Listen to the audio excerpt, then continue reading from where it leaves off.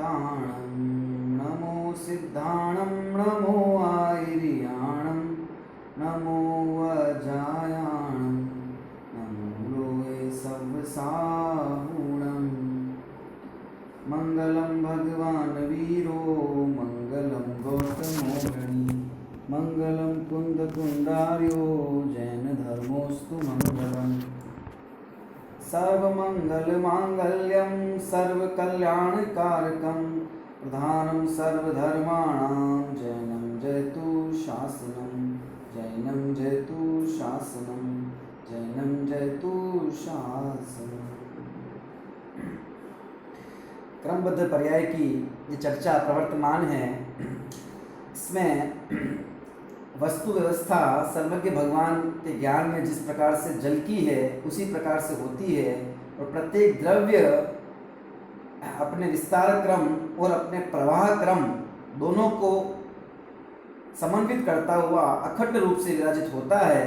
इस प्रकार से उसके क्षेत्र संबंधी विस्तार है ना, उसके प्रदेश संबंधी विस्तार में जो प्रदेश जहाँ है ना, अपने एक निश्चित स्वस्थान में निश्चित है, उसी प्रकार से उसकी एक एक पर्याय जो काल के प्रवाह वृत्तियों का प्रवाह है, काल पर्यायों का प्रवाह क्रम है, उसमें अपने अपने क्रम में निश्चित है और स्व काल में उदय में आती है और फिर अस्त हो जाती है। उसका एक निश्चित क्रम है ना। प्रवचन 60 जी में गाथा 99 की टीका में इस प्रकार का कथन, इस प्रकार की चर्चा आचार्य मिचन देव ने की है।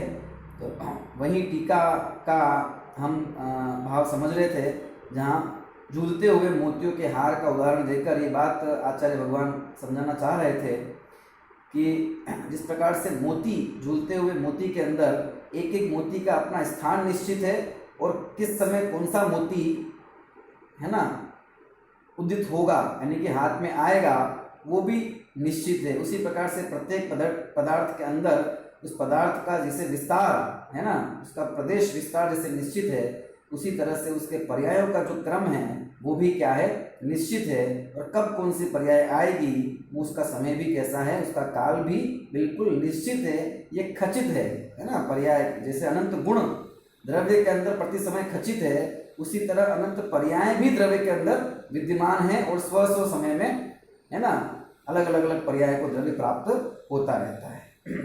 इसी उदाहरण को है ना एक बार पुनः और थोड़ा इसके भावार्थ के साथ हम देखते हैं और इसको समझने का प्रयास करते हैं।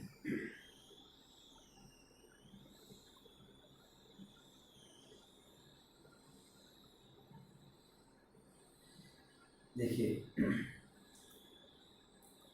गाथा 99 की जो टीका है प्रवचन 60 जी की, उसका भावार्थ, जिस प्रकार द्रव्य के विस्तार का, सबसे नीचे देखिए, जिस प्रकार द्रव्य के विस्तार का छोटे से छोटा अंश वह प्रदेश है, उसी प्रकार द्रव्य के प्रवाह का छोटे से छोटा अंश में परिणाम है।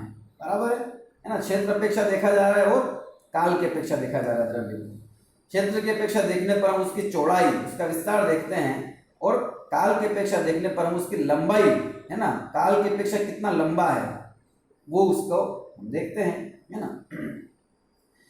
तो विस्तार की अपेक्षा देखें तो उसका सबसे छोटा अंश उसका प्रदेश, क्योंकि प्रदेश से उसको नापा जाता है, ठीक है ना। और काल की अपेक्षा देखें तो उसका सबसे छोटा जो अंश है, किसका, काल द्रव्य का कहेंगे तो हम समय, क्योंकि काल द्रव्य की पर्याय है समय, ठीक है ना। और प्रत्येक पदार्थ का देखें तो उसकी जो पर्याय है वो एक समयवर्ती होती है, वो पर्याय उसका सबसे छोटा अंश है काल की अपेक्षा, प्रवाह क्रम की अपेक्षा। प्रत्येक परिणाम स्वकाल में अपने रूप से उत्पन्न होता है, पूर्व रूप से नष्ट हो जाता है। अपने रूप से उत्पन्न हुआ मतलब अपने समय को उत्पन्न हुआ और पूर्व रूप से नष्ट हो गया, पहले वाला नष्ट हो गया, नया द्रव्य के अंदर परिणाम उत्पन्न हो गया। और सर्व परिणामों में एक प्रवाहपना होने से प्रत्येक परिणाम उत्पाद विनाश से एक रहित एक ध्रुव रूप रहता है ना। और सारे परिणाम कैसे हैं, परिणाम नष्ट हुआ उत्पन्न हुआ, नष्ट हुआ उत्पन्न हुआ, लेकिन इन सब परिणामों के अंदर एक द्रव्यपना, एक प्रवाहपना जो है, प्रवाहपना पर्याय का होना ये सब में हो रहा है। पर्याय विशिष्ट तो होके जा रही है, लेकिन जो पर्याय सामान्य है, मतलब प्रत्येक समय में होना पर्याय का गतिमान है, ये ध्रुव रूप से निश्चित है, उस रूप से वे पर्याय अवस्थित रहती है। और उत्पाद व द्रव्य में समय भेद नहीं है। समय जिस समय उत्पाद है उसी समय व्यय है और उसी समय द्रव्य है। जिस समय उत्पाद है उसी समय व्यय है, उसी समय द्रव्य है, द्रव्य के अंदर, है ना। एक पर्याय रूप से उत्पन्न हुआ, नवीन पर्याय रूप से उत्पन्न हुआ और पूर्व पर्याय रूप से नष्ट हो गया उसी समय। नवीन पर्याय की उत्पत्ति, उसका उत्पाद पूर्व पर्याय के व्यय पूर्वक होता है, पूर्व पर्याय का व्यय नवीन पर्याय के उत्पाद पूर्वक होता है। और अनेक अनेक अनेक पर्यायों में प्रति समय, है ना, वो परिणमन निरंतर जारी रहता है। ये ध्रुवपना जो प्रत्यभिज्ञान का विषय, कि ये वही है, ये वही है, ये वही है, ये वही है, बदल रही है पर्याय, लेकिन ये बदलना, है ना, ये वही है, ये पदार्थ, इस प्रकार की प्रतीति निरंतर बनी रहती है। तो ये ध्रुवपना भी बना रहता है। तो उत्पाद व द्रव्यात्मक परिणामों की परंपरा तीनों इस समय में है। ऐसे उत्पाद व द्रव्यात्मक परिणामों की परंपरा में द्रव्य स्वभाव से ही सदा रहता है। सदा से द्रव्य में इस प्रकार का कार्य उत्पाद व द्रव्यात्मक चलता रहता है। इसलिए द्रव्य स्वयं भी मोतियों के हार की भांति उत्पाद व द्रव्यात्मक, क्योंकि द्रव्य पर्याय से युक्त है, इसलिए वह भी कैसा है, उत्पाद व द्रव्यात्मक है। पर्याय की अपेक्षा से उसकी चर्चा करें, पर्याय के साथ उसको द्रव्य को देखें, तो पर्याय से भिन्न तो कोई द्रव्य है नहीं, है ना। अभी हम पर्याय सहित द्रव्य की बात कर रहे हैं ना, जो द्रव्य के अंदर जो द्रव्य स्वभाव है, नित्यता है, उसको नहीं ले रहे हैं, ठीक है ना, उसको ध्रुव पन्ने के अंदर डाल देंगे। तो पर्याय से प्राप्त होता है ना, नवीन पर्याय को प्राप्त होता है, उसी समय पूर्व पर्याय से नष्ट होता है, और हर एक पर्याय के अंदर उसका ध्रुवपना सदा कायम रहता है। इस तरह प्रत्येक द्रव्य जो है वो उत्पाद व द्रव्यात्मक है, कब, हर समय, ठीक है। इस प्रकार से उसकी त्रिलक्षण पना सिद्ध होता है। उक्त प्रकरण में सर्वत्र परस्पर अनुस्यूति रचित एक प्रवाह वाक्य हमने पढ़ा है। वाक्य जो कि अनेक बार आया है, ध्यान देने योग्य है। क्या वाक्य है? सर्वत्र क्या वाक्य है? परस्पर अनुस्यूति रचित एक प्रवाह, ठीक है। तथा मोतियों के हार के उदाहरण से स्पष्ट है कि जिस प्रकार हार में मोतियों का क्षेत्र अपने क्रम में नियमित है, उसी प्रकार झूलते हुए हार में उनके प्रगटने का काल भी निश्चित है। क्या उदाहरण दिया? मोती को उदाहरण दिया ना, कि उन मोतियों के हार का उदाहरण दिया कि मान लो एक एक मोती है, वो एक एक प्रदेश है हार का, ये मान लो, ठीक है ना, तो उसका अपना स्थान निश्चित है। जो ऊपर मोती है वो ऊपर है, जो नीचे है वो नीचे है, जो दाएं है वो दाएं, जो बाएं है वो बाएं है ना। इस प्रकार से जो आगे है वो आगे, जो पीछे है वो, जिसका जो नंबर है वो सब निश्चित है। इसी तरह से प्रदेश विस्तार भी सब निश्चित है ना, विस्तार क्रम में। उसी तरह झूलते हुए हार में उनके प्रगटने का काल भी निश्चित है ना। चलायमान मोती की माला में से कौन सा मोती किस समय प्रकट होगा, है ना, हमारे हाथ में आएगा, वो भी निश्चित है। उनकी जगह भी निश्चित है और उनके प्रकटने का काल भी निश्चित है। जगह निश्चित है ना, इससे क्षेत्र की निश्चितता, और प्रकटने का काल निश्चित है, इससे पर्याय पलटने वाले परिणाम की निश्चितता बताई जा रही है। उसी प्रकार जिस प्रकार प्रत्येक द्रव्य में जैसे उसके प्रदेश नियमित और निश्चित हैं, उसी प्रकार उसका काल प्रवाह भी नियमित अर्थात निश्चित है। यहाँ क्षेत्र के नियमित क्रम के माध्यम से काल संबंधी नियमित क्रम को स्पष्ट किया गया है, क्योंकि क्षेत्र संबंधी क्रम नियमितता आसानी से समझी जा सकती है, ठीक है ना। इस प्रकार से क्षेत्र नियमित है मतलब निश्चित है, अपने अपने प्रदेश जहां पर स्थित है वहां स्थित है, ठीक है ना। उसी प्रकार से जो काल है वो भी कैसे है? पर्याय, काल का मतलब पर्याय जो वहां पर है वो भी अपने प्रवाह क्रम में निश्चित अपने समय पे होती है, ये बताना चाहते हैं, पर्याय की निश्चितता को बताना चाहते हैं। जिस प्रकार द्रव्य को संपूर्ण विस्तार क्षेत्र रूप से लक्ष्य में लिया जाए तो उसका संपूर्ण क्षेत्र एक ही है, उसी प्रकार द्रव्य को तीनों काल के परिणामों को एक साथ लक्ष्य में लेने पर उसका काल त्रैकालिक एक है। एक प्रदेश को नहीं देखे और उन प्रदेशों के समवाय रूप, उन प्रदेशों के संयोग रूप अगर अपन एक द्रव्य को देखें तो वो एक ही अखंड रूप से, है ना। एक प्रदेश को नहीं देख रहे, अपने दृष्टि में प्रदेशों से समन्वित जो द्रव्य है पूरा उसके ऊपर है, तो एक ही है वो, ये तो प्रदेश। इसी तरह काल की अपेक्षा देखें, पर्यायों की अपेक्षा देखें तो त्रिकाल संबंधी समस्त पर्यायों से समन्वित, जैसे असंख्यात प्रदेशों से समन्वित, जिसके जितने प्रदेश हैं द्रव्य के, आत्मा के असंख्यात प्रदेशों से समन्वित जीव एक है, वो असंख्यात नहीं है, अलग अलग अलग।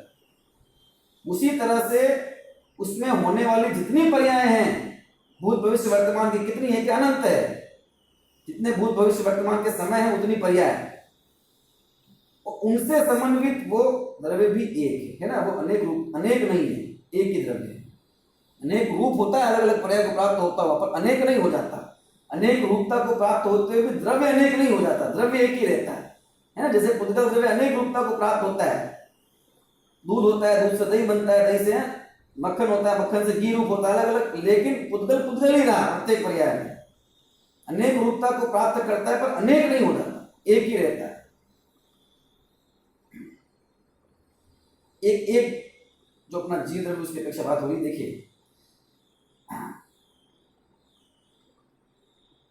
फिर भी जिस प्रकार क्षेत्र में एक नियमित प्रदेश क्रम है, उसी प्रकार काल में भी पर्यायों का एक नियमित प्रवाह क्रम है ना।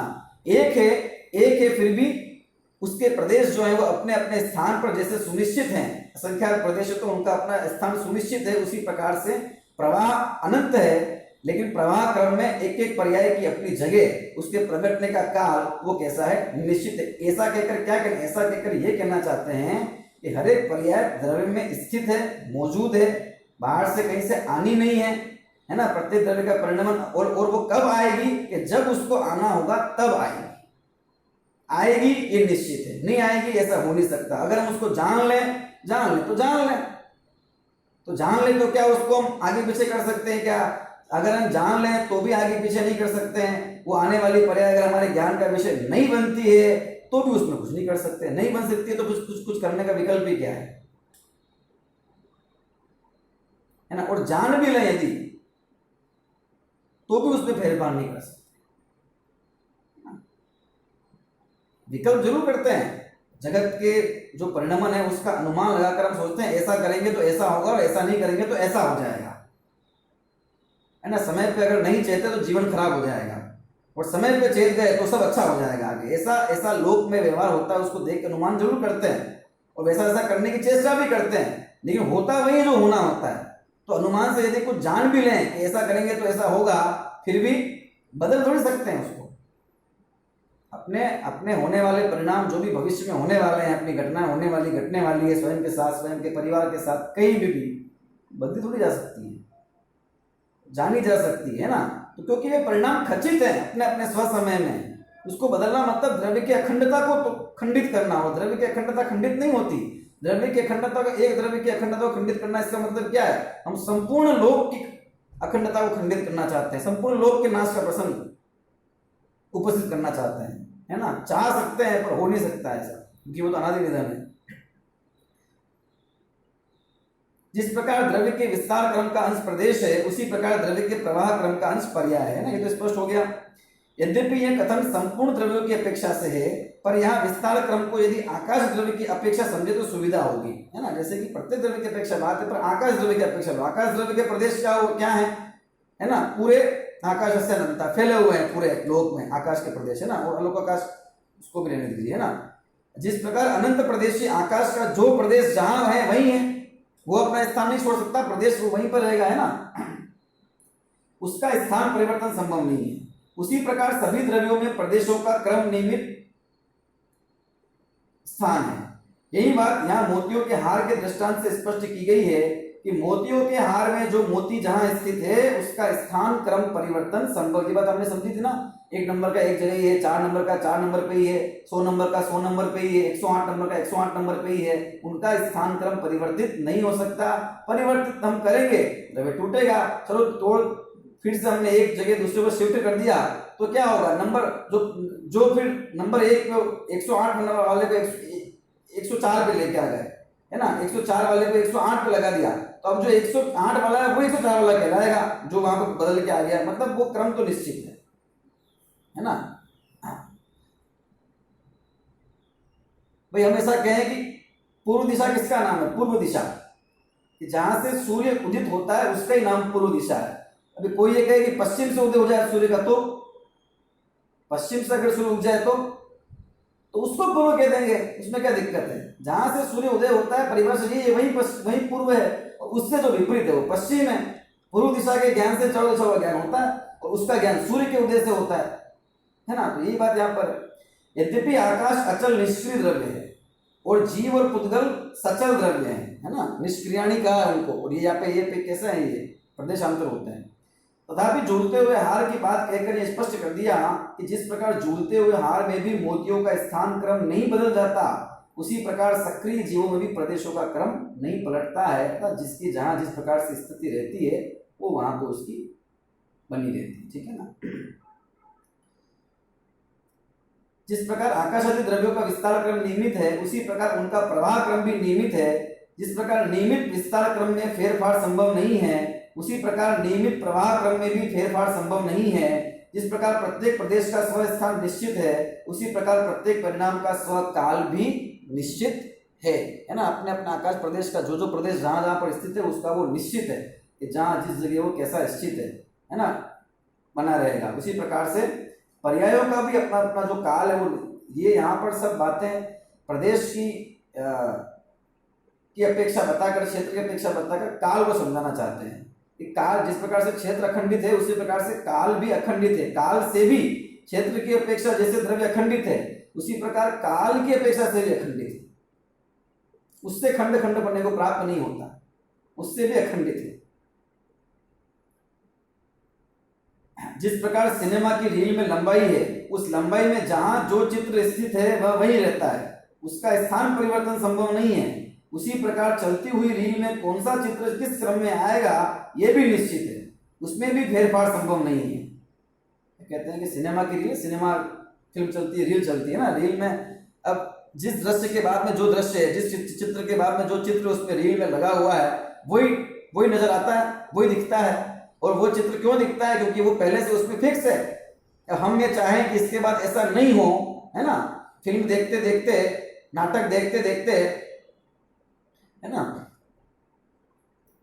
जब हम उसके साथ में अपना संबंध स्थापित कर देते हैं, नाटक के साथ में, फिल्म के साथ में, उनके कलाकारों के साथ में, है ना, तो जो उसका नायक है उसका हित चाहने लगते हैं, और जो उस नायक को तकलीफ पहुंचाता है, ऐसा जो खलनायक है उसके प्रति हमारे मन में कहीं ना कहीं इसका ये खत्म हो जाए, है ना, इसके प्रति द्वेष का भाव उत्पन्न होता है। तो नायक के प्रति राग हो जाता है और खलनायक के प्रति, अब जिसके प्रति राग है ना, उसका कुछ बुरा होने वाला हो, उसका कुछ विघटन होने वाला हो, उसकी माता की समझ लीजिए मृत्यु होने वाली है ना, अथवा उसका एक्सीडेंट होना, इस प्रकार का जब दृश्य, तो हम क्या सोचते हैं कि ये नहीं हो तो ठीक रहे, है ना, ये दृश्य हट जाए, ये नहीं हो।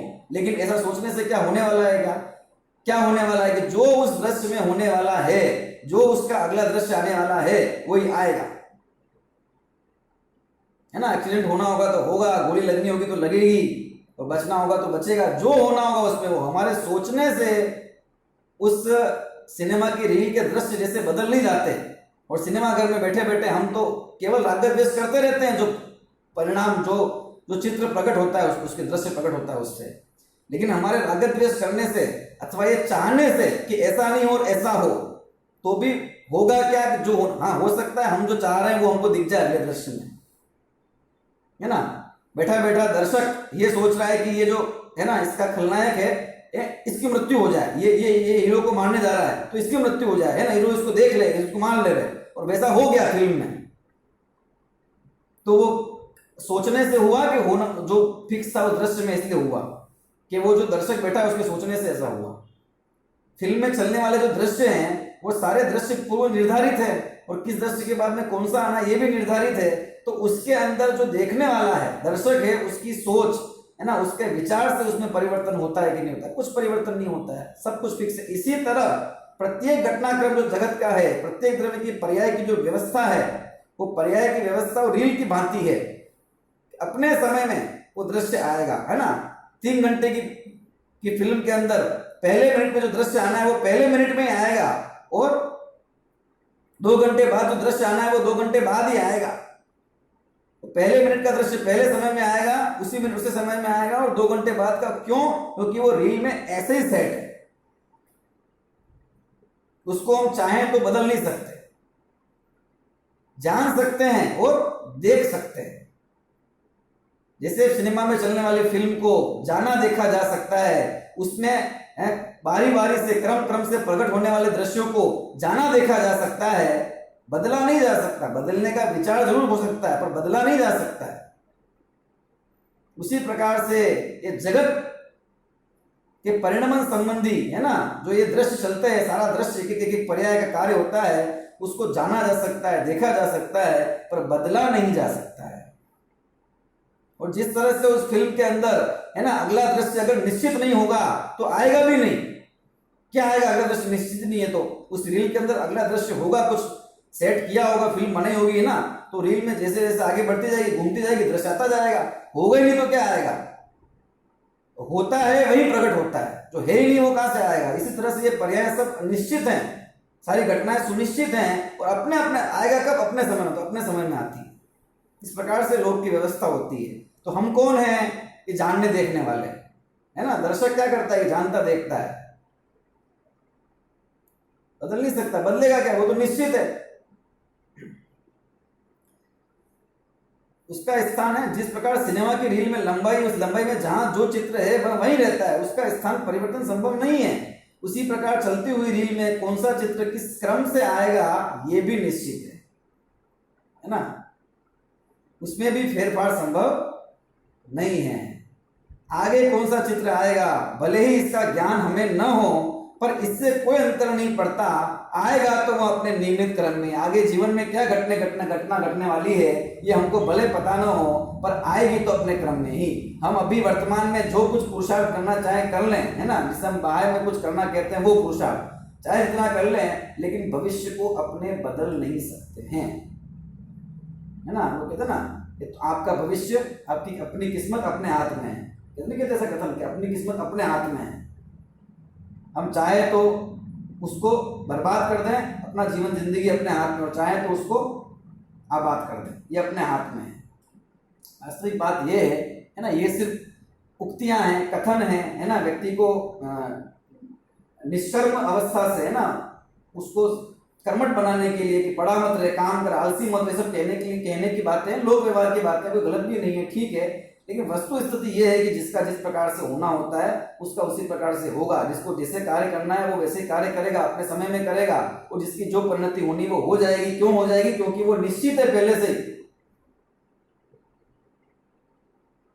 जानते नहीं है ना, वो अलग बात है। जानते नहीं है इसलिए, है ना, हम अपनी इच्छा अनुसार कुछ कर देंगे, ऐसा नहीं। और जानते हो तो परिणमन कर दें तो संभव नहीं है, क्योंकि जाना कैसे? जब परिणमन ही करना अगर हमारे हाथ में था तो वो तो निश्चित तभी तो जाना।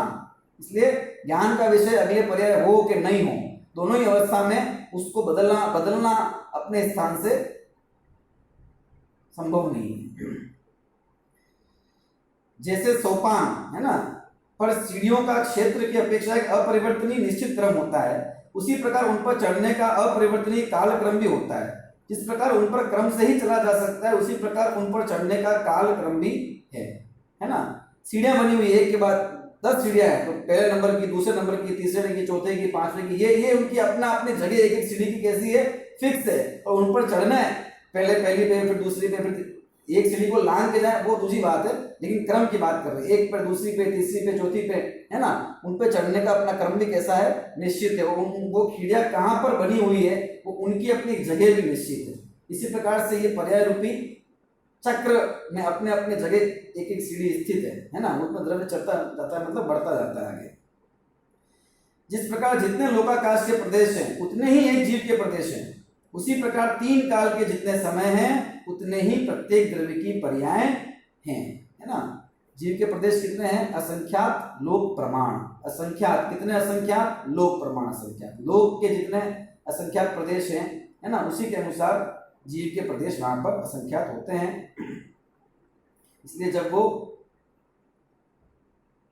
समुद्घात करता है तो उस समय क्या होता है? एक एक प्रदेश एक एक जगह अवस्थित हो जाता है। एक एक समय की एक एक पर्याय निश्चित है। जिस प्रकार लोकाकाश के एक एक प्रदेश पर एक एक कालाणु खचित है, उसी प्रकार तीनों काल के एक एक समय पर प्रत्येक द्रव्य की एक एक पर्याय खचित है।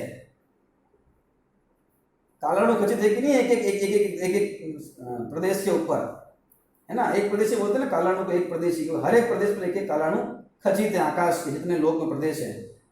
उसी प्रकार प्रत्येक द्रव्य की पर्याय कितनी है कि 3 काल में जितने समय उसके होंगे उतनी पर्याय हैं। तो एक एक पर्याय अपने अपने समय पर खचित है, जड़ी हुई है, उसमें लगी हुई है। जब वो समय का पहिया आगे बढ़ेगा क्योंकि जो प्रति समय चलता ही रहता है, वो पर्याय जो जो उस समय में खचित है वो उदय में आती रहेगी, आती रहेगी, आती रहेगी, आती। कितना है इसका, कोई अंत है क्या? अंत नहीं, अनंत है। कोई शुरुआत थी क्या? नहीं, अनादि है, आदि है, उसका अंत होगा, अनादि है ये। गुणों की अपेक्षा से विचार करें तो तीनों कालों के एक एक समय में प्रत्येक गुण की एक एक पर्याय भी खचित है। इस प्रकार जब प्रत्येक पर्याय स्व समय में खचित है, निश्चित है, तो फिर उसमें अदला बदली का क्या काम शेष रह जाता है। इतनी सब जो चर्चा इस टीका के माध्यम से की, मोतियों के हार का उदाहरण दिया, सिनेमा की रील का उदाहरण दिया, इस सब के माध्यम से इतनी बात कहना चाहते थे कि वो सब जो पर्याय क्रम हैं, वो पर्याय हैं, वो अपने आप में पूर्व से निश्चित हैं पर्याय द्रव्य के अंदर। और उदय में जब निश्चित है और द्रव्य के अंदर ही है, तो फिर उदय में क्यों नहीं आती है? उदय में क्यों नहीं आती है? कि अपने समय पे आएगी ना, क्योंकि उसका वो काल क्रम भी निश्चित है, कब आएगी उदय में, अपने समय में आएगी, है ना। हमारे चाहने से पहले नहीं आ जाएगी और हमारे चाहने से टल नहीं जाएगी। अगली पर्याय मान लो नरक पर्याय प्राप्त होनी है, नरक के दुख रूप अवस्था होनी है, तज्जन्य आकुलता हमको होनी है, तो वो होगी अपने समय पे। वो अगर हम जान भी लेंगे और चाह भी लेंगे तो उसको टाल नहीं सकते हैं क्या? नहीं टाल सकते हैं। अरे हम क्या इंदोवा तज निंदोवा, कोई नहीं टाल सकता है। और मान लीजिए 100 भवों के बाद, 150 भवों के बाद सिद्ध पर्याय आने वाली है, अनंत सुख आने वाला है ना, इस जीव के। तो और उसके बीच में उसको दुख उठाने हैं, अभी तो भ्रमण करना ही है चार गति में, तो उसके दुख उठाने हैं, उसके बीच में उसको तो उठाने ही है, उसको वो भोगना ही है। तत्संबंधी कर्म भी बंधेगा, वैसे परिणाम भी होंगे। तो वो है ना 150 भवों के बाद, 200 भवों के बाद होने वाली जो सिद्ध अवस्था है, उसको वो अगली पर्याय में नहीं ला सकता है। जान ले तो भी नहीं ला सकता, और नहीं जाने तो फिर तो लाने का बात ही नहीं है। तो वो अपने समय में आएगी, आएगी पर अपने समय में आएगी। तो जब सब कुछ अपने समय में होने ही वाला है, और होना ही वाला है, नहीं होने वाला ऐसा नहीं, जो कुछ भी होने वाला है, हमें वो अपने अनुकूल प्रतिकूल लगता है क्योंकि हम राग द्वेष का भावना वहां पर है। मिथ्यात्व की परिणति हमारे अंदर मौजूद है। मिथ्यात्व के कारण ही पर पदार्थ इष्ट या अनिष्ट मालूम पड़ता है हमें, इसलिए हमको उसका परिणमन अपने अनुकूल और प्रतिकूल मालूम। परिणमन तो परिणमन है वस्तु का, उसमें क्या अनुकूल प्रतिकूल है? सिद्ध भगवान देखते नहीं देखते सारा जगत का परिणमन।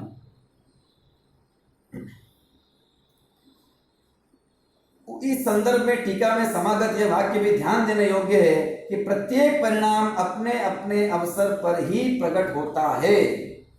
जाकरी जाही जैसे समय में जो हो तब जा द्वार, सो बनी है टरी है कछु नाही कर लीनो निर्धार। जिस समय में जहां जैसे जिस निमित्त से जो होना है वही होता है ना।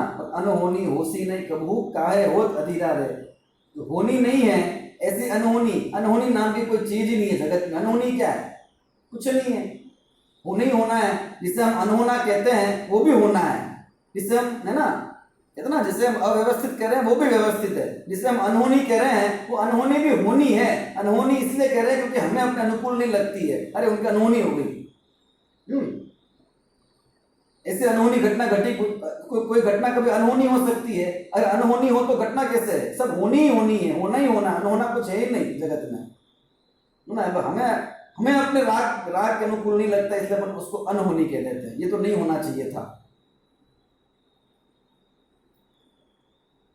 इस सबसे यही निष्कर्ष निकलता है कि जिस द्रव्य की जो पर्याय जिस समय जिस कारण से होनी है वह तद अनुसार ही होती है। ये ध्येय वाक्य है ना, साध्य वाक्य है, सिद्ध वाक्य है, समझ लेने योग्य है कि बस ये निष्कर्ष जीवन में उतार लेने योग्य है कि जिस द्रव्य की जो पर्याय जिस समय जिस कारण से होनी है वह तद अनुसार ही होती है। प्रसिद्ध तार्किक आचार्य समंत भद्र स्वामी स्वयंभू स्तोत्र में लिखते हैं। आचार्य समंत भद्र स्वामी का नाम बड़े सम्मान से लिया जाता है ना। बड़े ही विलक्षण प्रतिभा के धनी विद्वान थे। रत्नानंद शार्काचार्य जैसी रचना, स्वयंभू स्तोत्र आदि अनेक रचनाएं लिखी उन्होंने। और न्याय की स्थापना में इनका भी बहुत बड़ा योगदान जैन न्याय को पुनर्स्थापित करने में है। जिस समय बौद्ध दर्शन का बोलबाला भारतवर्ष में बढ़ता जा रहा था और जैन धर्म ना का तिरस्कार हो रहा था, ऐसे स्थिति में समंत भद्र आचार्य से समर्थ आचार्य ने, और उसके बाद उनकी परंपरा में और भी आगे फिर अकलन का आचार्य से हुए है ना, विद्यानंदी आचार्य हुए। उन्होंने वापिस इस जैन न्याय को पुनर्स्थापित किया। तो ऐसे आचार्य समंत बुद्ध जी क्या लिखते हैं, ये देखिए, अलंग शक्तिर्भवितव्यतेयं हेतुद्वयाविष्कृत कार्यलिंगा अनीश्वरो जंतुरहं क्रियार्थः संहत्य कार्येष्विति साध्ववादी। अलंग शक्तिर्भवितव्यतेयं, यम भवितव्यता है ना, ये जो भवितव्यता है इसकी शक्ति कैसी है कि अलंग शक्ति है।